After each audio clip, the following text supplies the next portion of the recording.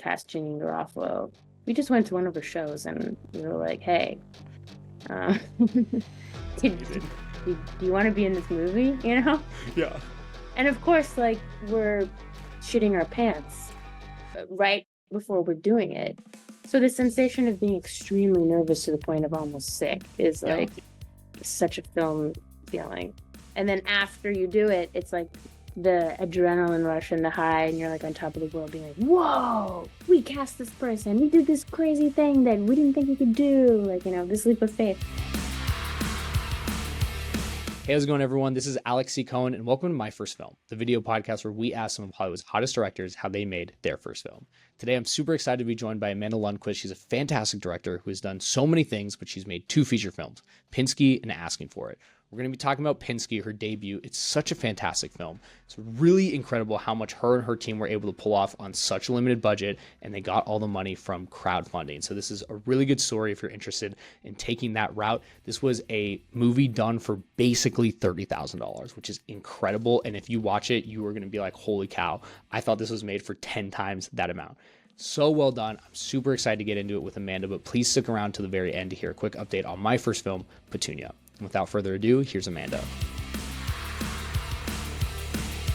All right, we are here with the amazing Amanda Lundquist. I'm so excited to get into it. How are you doing and where are you based out of?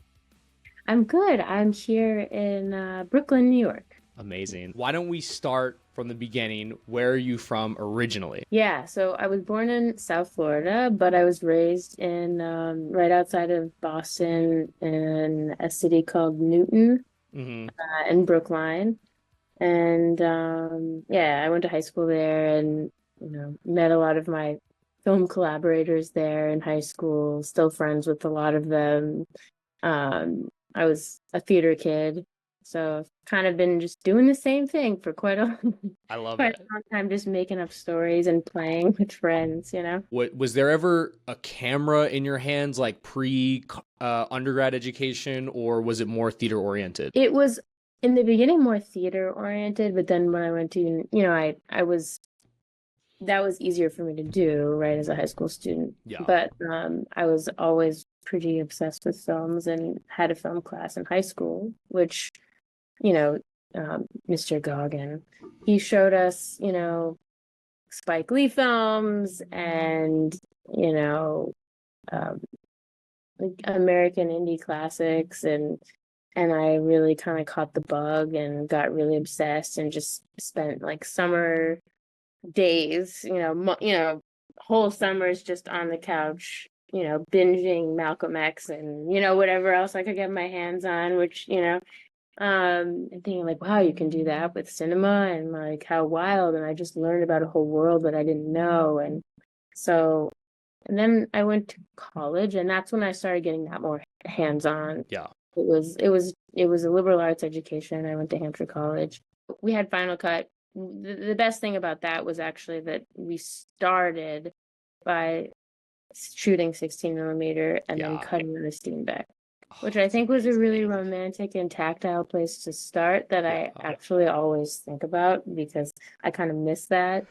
Even though it was crazy, like having to hang film up on these little, you know, they were like little clothing racks. I mean, and there were just like piles of film stock everywhere. And I really liked the sensation of being in a dark room and having to feed your film through a machine and all that. But yeah, and then the other cameras we used, I mean, they were like kind of honestly not very good cameras. They were like mini DV cams and you know, nothing fancy for sure. But yeah, I was not a good high school student, and I didn't really care about film school per se. I just sort of wanted to have the ability to explore what I wanted to explore. And Hampshire was that kind of a place because you could create your own major, you could really kind of get a little wild. So I tell people that I studied documentary production. It's not really true. I studied like a hodgepodge of like 1970s feminist avant-garde cinema paired with Middle Eastern studies, paired with, you know, I was kind of all over the place, and I was making these weird experimental films with chroma key that no one will ever see, you know?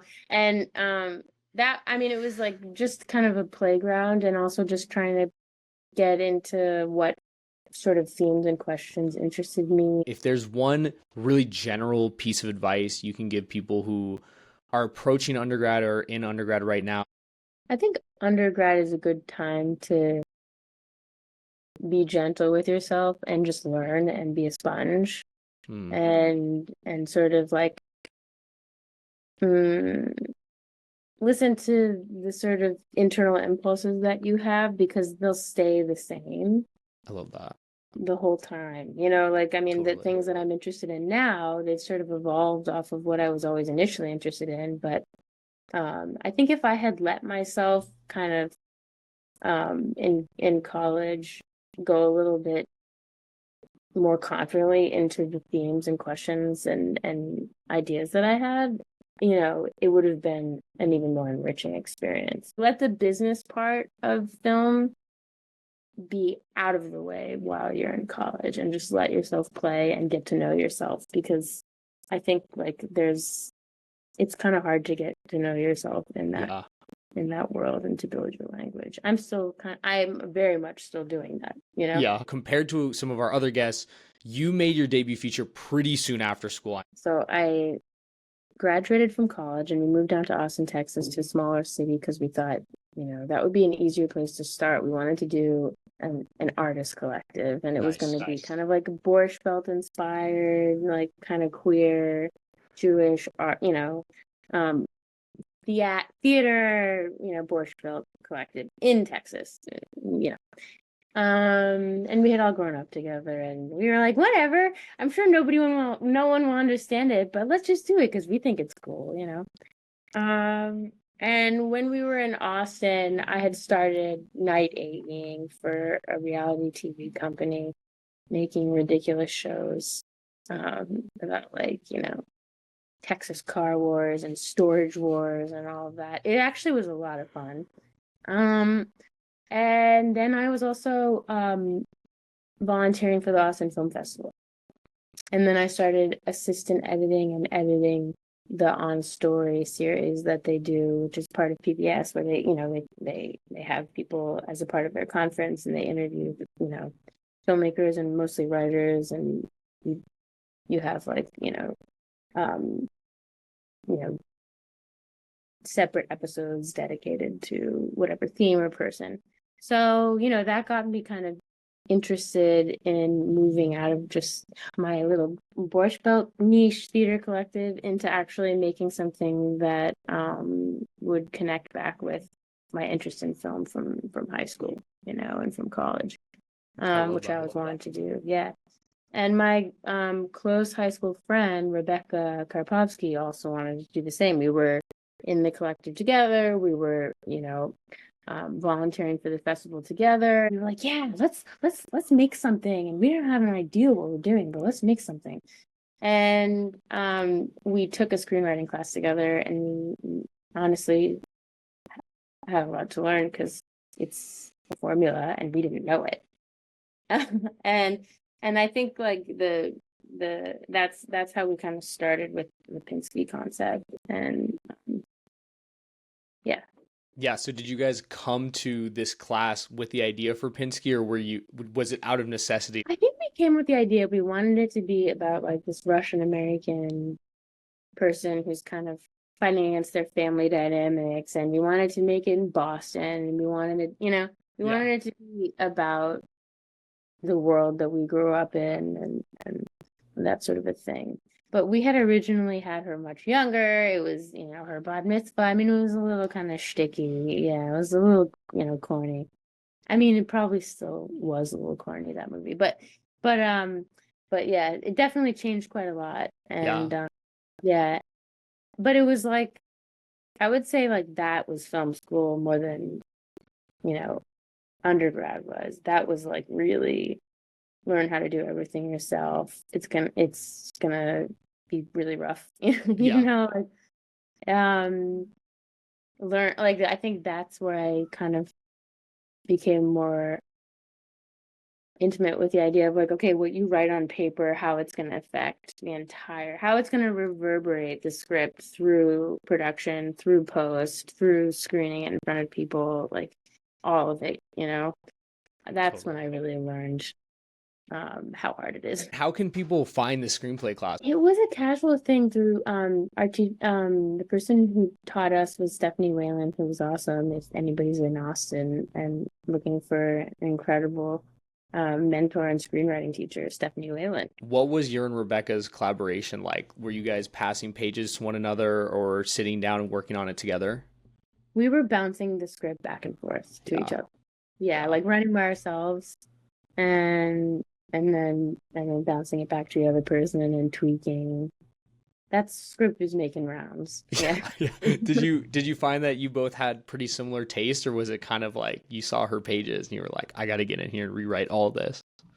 Yeah, no, I think it was we had similar taste and sense of humor and place. I think sometimes we differed on,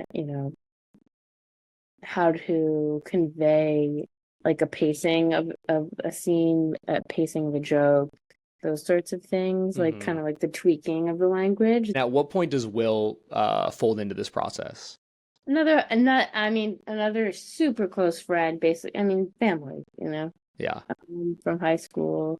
And we were just like, hey, you want to like be a part of it? I mean, that's it. It's always just been friends sitting around, being like, we should do something, right? Yeah, like let's do something. I love that. And what was his contribution? Will has read every single draft of every single thing I've ever written and is still my friend. That's amazing. It's true from Pinsky. It's true from everything I've written since then. And I owe him a lot because I haven't read nearly as much as this stuff. When did you guys feel like, okay, the script is done? And what was that moment where it's like, let's make this? That moment never happened. Okay. Yeah. Even when we were editing, we were like, man, what? Why did we make that choice? Like, because we were learning, but we knew that we had to shoot some point. And once you start pursuing production, that's when the physics of reality come into play, and you start casting people, and people have schedules, and locations have schedules. And because we were trying to get as many free locations as possible, because we had really limited money. I mean, it was Kickstarter. It was like really difficult. Yeah. We just kind of had to go. We had to do it. We were even working on things with the cast and tweaking lines with the cast. And we were tweaking lines with Larisa Popova, who was like a great actress from Moscow, and just happened to live in Boston and was like ready to go. And she was like, in the Stanislavski theater and like so incredible. Well, we would go over to her apartment and she would give us, cookies and tea and lecture us about why our script is lacking, Yeah. So we would change it then too, we would just adapt and take the wisdom from the actors and try and make it richer and better. Did it feel comforting? Like, did you guys always know Rebecca was going to be in it? And was it comforting for you to be like, okay, she can kind of lead the ship? Rebecca is an actor and Rebecca wanted to act. So we were like, all right, let's make this role for you. Let's do it, Totally. And I was like, oh yeah, I'll direct. Well, yeah, sounds good, Totally. That's how it goes sometimes. Right, yeah. It wasn't like this mad desire, although I was pretty jazzed about it. Yeah. Yeah. Yeah. And then I kind of learned while we were shooting, this can be really fun. Totally. When it's going good, it's really good. Totally. It's a really nice feeling. Yeah. That's been like a thread through some of these conversations too, is like, do you find directing fun? It was the best of times, it was the worst of times. It was like, because the sleeplessness really makes you like you get kind of like it's hard to think, it's hard to keep all the shots in your head. So like that becomes super stressful. And it's just the sheer volume of decisions that you're making in one day on such little sleep is so difficult. Yeah.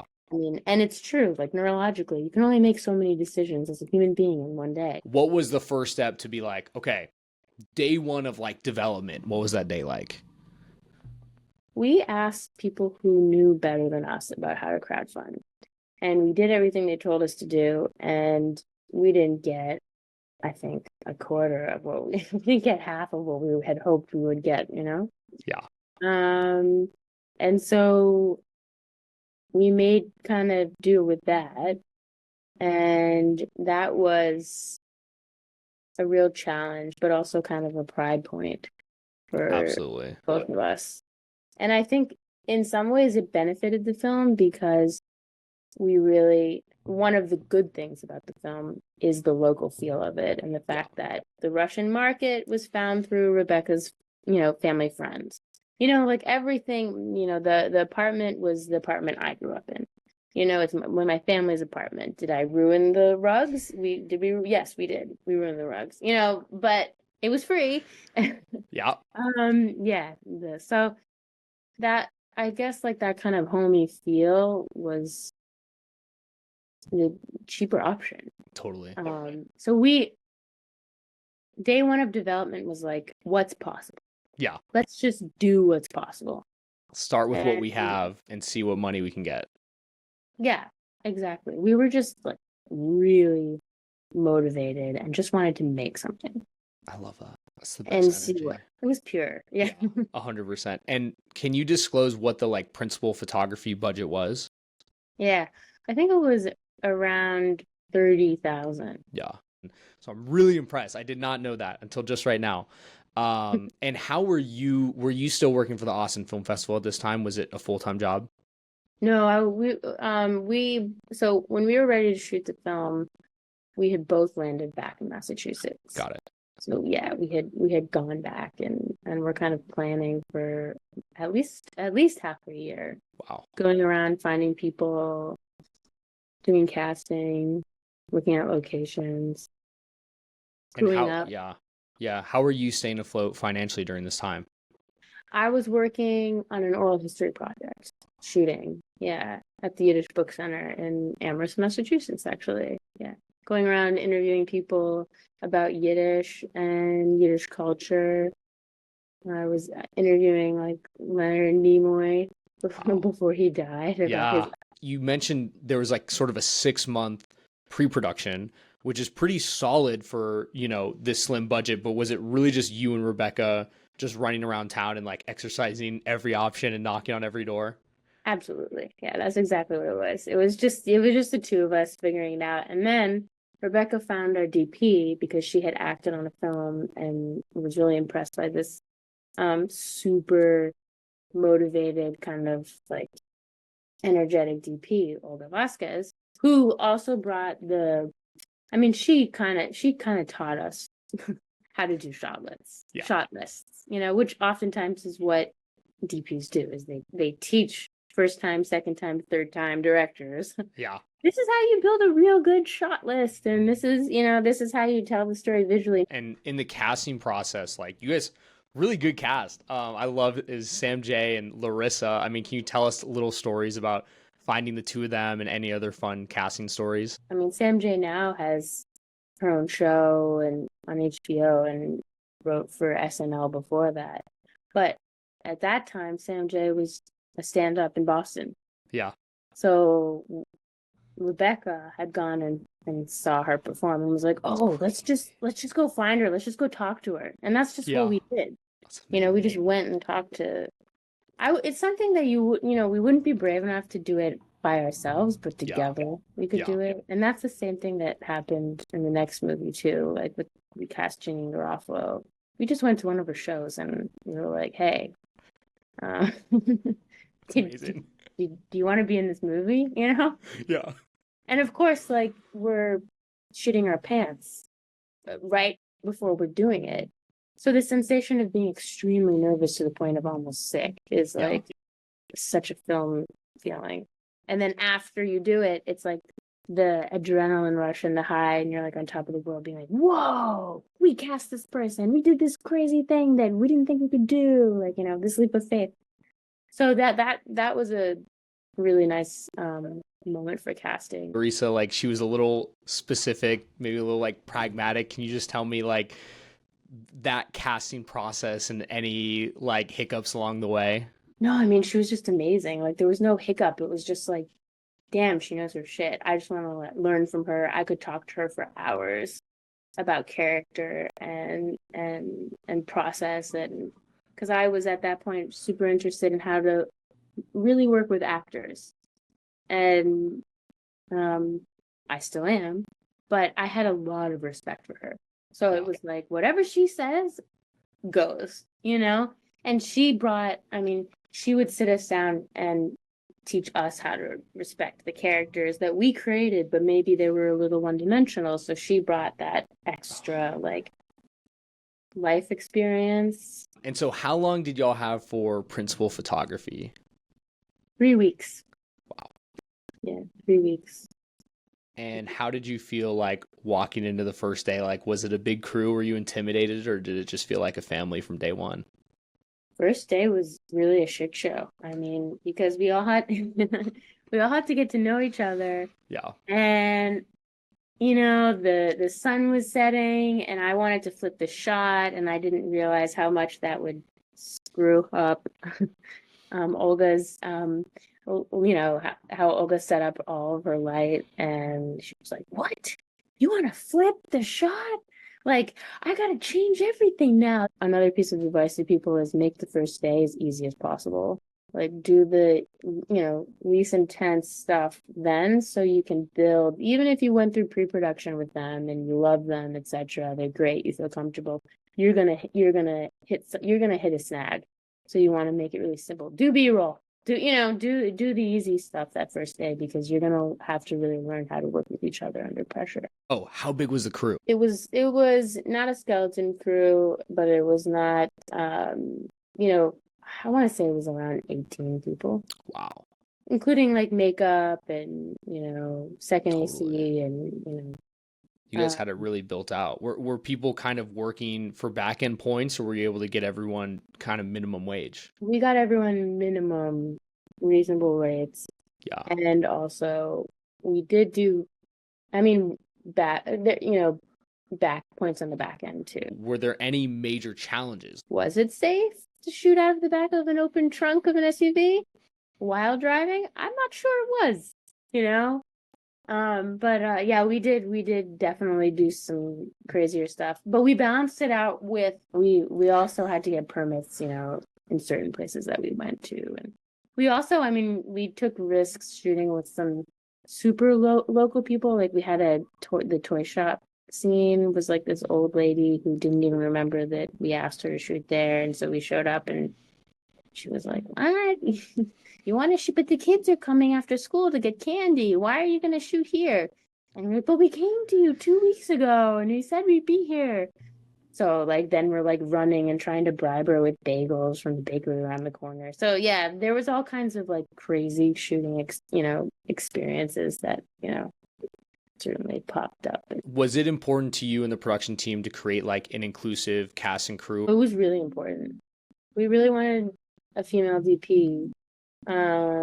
We really, I mean, that's part of the reason it was like, you know, a lot of our friends like the RAD, Marcella Gersh, you know, like we wanted it to be as representative of who we were as possible, you know, queer, female, you know, we cared about that a lot. It was hard to do, just in the sense of like when we were building out the rest of the crew, it was harder to do. Also because we didn't necessarily like, from the acting perspective and the casting perspective, it was not as hard. We knew people, but for the crew, we didn't, you know? Yeah. So we were working with local Boston crew that we just met, Yeah. except for Olga. So that part was more challenging for us at that time. I think now it's not. I mean, that was 2014 or 2015. So it was a little bit harder. Just like there weren't all of these social media connects for, you know, how to build out an inclusive crew and like connecting with people and that sort of thing. But Totally. we still did. I mean, we still did it. We just did it in a more like grassroots kind of way. Like, who do you Absolutely. know? You know, that kind of Yeah. the old-fashioned way. Do you have any other big takeaways from being on set on your first film? I just think it's really a sacred thing, and it's like even if you are shooting a really low budget film, you're damn lucky to have enough money to even do that, and um, to care more about the process than the product, because that's, I mean, it's just when it's fun, it's really like the time of your life. And I think that there should be more joy in this industry than there is, and that people work so hard that they lose that. Had you worked with Danny beforehand, or was it your guys' first collaboration? Danny was also a high school friend It's crazy. who That's wanted to amazing. edit, and we were like, all right, cool, let's do it. You know, That's incredible. What was your guys' collaboration like? we were still learning. We had a lot of trouble in post structuring the film, so there were, you know, points where we kind of shared the edit together and added, you know, elements that would kind of help connect things that weren't connecting because we didn't really know when we were shooting, you know, oh, we need this, you know, again, crash course in filmmaking. So there were moments where we were both kind of like, do you know what to do? I don't know what to do. And, you know, one of us would take over and let the other one kind of experiment. Did you do all the animations yourself, and what was that process like? This is another serendipitous thing that Rebecca had been taking a bus from Boston to New York and sat next to this person who, Emma, who they just kind of just started talking, and they realized they had things in common, and then the animating came up, and Rebecca was like, do you wanna help us make animations for our film? And I was like, oh, yeah, I'd love to. And then we just did it, and like, you know, it was really just, I mean, that's like part of the skill of Rebecca, is just being the kind of person who talks to everybody and meets people and reaches out to them and makes the connection. And I mean, just like a innate producer and people herder, you know. Was there a point in post where you guys were like out of money and it was starting to get scrappy, or did you guys have enough money to finish post and start to submit to film festivals? We didn't have hardly any money. I think we were just paying for it with the money that we were earning at that point. Yeah. And trying to get vouchers where we could. Yeah. For applying to festivals, and, you know, doing the work ourselves, really. Yeah, it was the other part is like not saving money for posts and blowing it all in production, which you could sometimes, you just like, especially if it's your first movie, you kind of have to do it. If you want to make it, you just gotta you just have the money and you use it until it's out, and then you get to the next stage and you're like, okay, what's next? But yeah, we had a little bit of money for the things that, I mean, obviously like sound design and color, Yeah.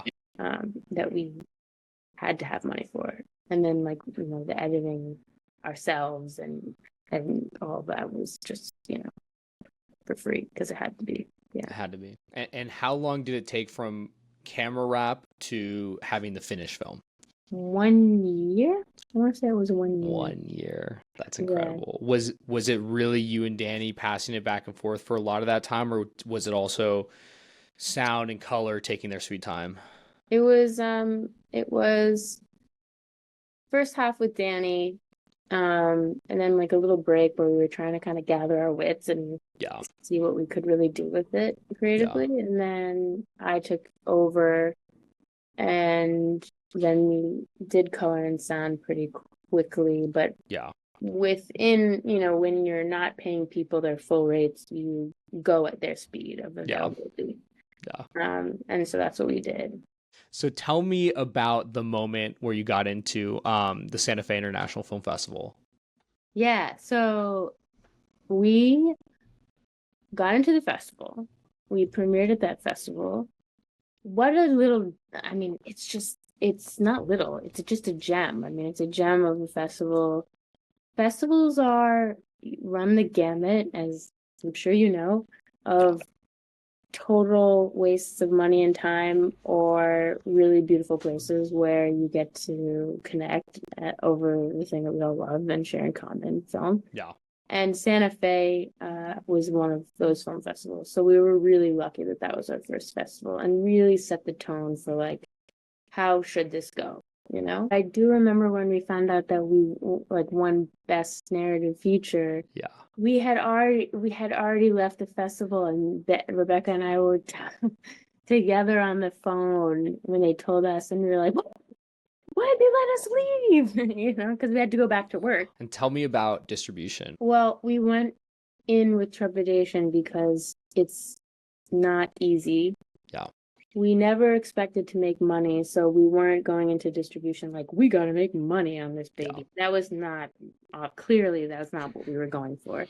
But we wanted the film to land in a safe place where it would be accessible for people. You know, you can get it, you could at least get it on Canopy, you can get it on Amazon, you know, it's accessible, you can find it all over the place. Yeah. So we went with Breaking Glass because we had Rebecca had done a film with a filmmaker who had distributed one of his films through Breaking Glass. So that's how we got connected to Breaking Glass. And they got the film out there, which is all we needed. They helped us get our first review with the LA Times, which is something that is helpful for a distributor to do.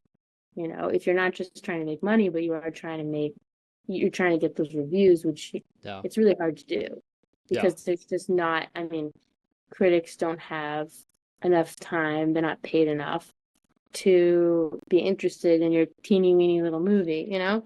Yeah. So that is one thing that a distributor is good for, unless you have those connections yourself, which we did not. But yeah, that's how we got connected to Breaking Glass. And yeah. Are you happy with how everything went? Because I think they ended up distributing your next film too, right? Yeah, they did. It was between them and the Fuse Network. And yeah, I mean, they've just been very easy to work with. Things have already changed. Like, people aren't doing minimum guarantees anymore, but 10 years ago they were. So now it's shifted, and you know, I'm still not, I just feel like everything's kind of in flames, you know, for the ultra indie film. And probably, like the horror stories I heard is just like, you know, the distribution company shut out the filmmakers as soon as they got the movie, changed the name of the movie. They had no autonomy over the posters. You know, that kind of stuff happens a lot. And also just like they take the movie and they kind of bury it. Yeah. Or they don't know how to connect with the right audiences. So how were you able to parlay Pinsky into making your second film, asking for it? Becky Scott, somebody I met through college, who had written a script, she had come to a day of shooting Pinsky. Yeah. And was really inspired. And we met up years later, and she was like, yeah, you know, I've been writing a script, and I don't know, would you read it? And I was like, yeah, of course I'll read it. And I was reading it on the subway, laughing out loud, and like, wow, this is really funny and really crazy. And then she was saying, yeah, I really want to make the film. Do you want to make it with me? And I was like, well, you should direct it yourself. I mean, you wrote it, you should direct it. And she's like, yeah, I don't want to direct it by myself. So we directed it together. And that's really how it happened. It was just like she came on set for the first, I mean, we're all just taking leaps of faith together. I mean, truly. Yeah. And, you know, we didn't really know each other that well before we started shooting, but we had mutual friends, and that's how we kind of, you know, just put one foot in front of the other. And I really liked the script, and then we kind of brought everybody from Pinsky to make her film. That's amazing. Yeah. I love those kinds of stories. Yeah. And so what really the early impetus for me making this podcast was I got laid off around this time last year, and I called like every working director I knew, and I was like, what do you do for money? Because I still have no clue, but I'm just wondering if you could give us a little bit of insight into what you've been able to do to stay afloat. Yeah. Yeah, and also it's a really good question that you're asking, because I think that there's a lot of hiding around Yeah. this issue that people don't want to admit, that they're not Yeah. working as much as it seems like they are on Instagram and that kind of a Oh, thing. yeah. The fact of the matter is, especially right now, it's really, really, I mean, if you're making micro budget indie comedies, it's very unlikely that you're making any money. You're probably Yeah. just losing money. And so you have a day job. I have a day job. I work in post-production. Everybody that I work with is making their own stuff on the side. Yeah. And the irony, of course, is that the interesting stuff that's being made right now is not the monetizable stuff. Yeah. It's not, we're all like, I work at a major network. We're all making really cool, interesting stuff on the side. And as our day job, we're making branded content. We're making, like all the things we have. That's where the money is. So that's the reality. Yeah. I heard somebody give advice once that you should have, as a filmmaker, you should find a job that pays you the most for the smallest amount of work possible. And I think that was really good advice. And also, I think working within the industry is helpful too, because you've got people all around you who can help and who you can help too. How do you still find that energy on weekends and nights and lunch breaks to keep doing your own projects? It's not always consistent, but when you catch the bug of an interesting project, you want to keep working on it. And then in between projects, it might be hard to get back on the wagon, but I do think it's important for some people to separate their creative life from their day job. Yeah. Because that creative energy it can be spent quickly. So preserving it and using it as much as you can for the things that really matter to you. I would venture to say most people, I mean, for me, I don't have boundless creativity and creative ideas. I run out of ideas at some point. So, but if I'm really jazzed on a project, it's like nothing else really matters. I'll get my work done. I'll do what I gotta do. I'll get it done fast. Yeah. So that I can really make time for the stuff that excites me. And it's hard to get me to stop thinking about it because, even, you're hanging out with friends and you're like, oh, that just reminded me of something. Like, why don't I try this? Or, and if you're constantly watching films too, you're just constantly triggering these ideas and stuff, I think doing a little bit every day is important. Yeah. And having the same ritual, like if it's in the morning, if it's late at night, even if it's just 20 minutes before you do if you have a creative job, if you're lucky enough to have a creative job, preserve time for your own work. Is there anything that you're working on that you can tell us about, or anything we can be looking forward to that you have upcoming? Oh, well, I'm about to start working on a film that is, it's kind of it's a documentary, but I want to say that it's kind of merging between fiction and nonfiction, and I'll start that in the fall. Amazing. And but it's kind of in its pre-production phase, and so there's not a lot to say about it, but I'm excited about it, and I've kind of been waiting for a while to work on something that I'm really excited about, and find the right idea that gets me, jazzed again, because I feel like, okay, this is going to be 5 years. So I want to make sure I enjoy this. And Yeah. I have the will to go through this whole process again. And I'm sure people are going to want to know where to look when more information comes out. Where should they be looking to find you? Yeah, you can find me at my website, Amanda Lundquist, LUNDQUIST.com. You can find Asking for It, which is my last feature, on Peacock, and probably Amazon too. Yeah. And Pinsky's on Amazon. I love both your films. I actually saw both on the Roku channel, but sadly with ads. So if you can support the filmmakers, if you have a couple extra bucks, buy it. You can watch it the way Amanda meant you to watch it without watching a Sonic commercial 15 minutes in.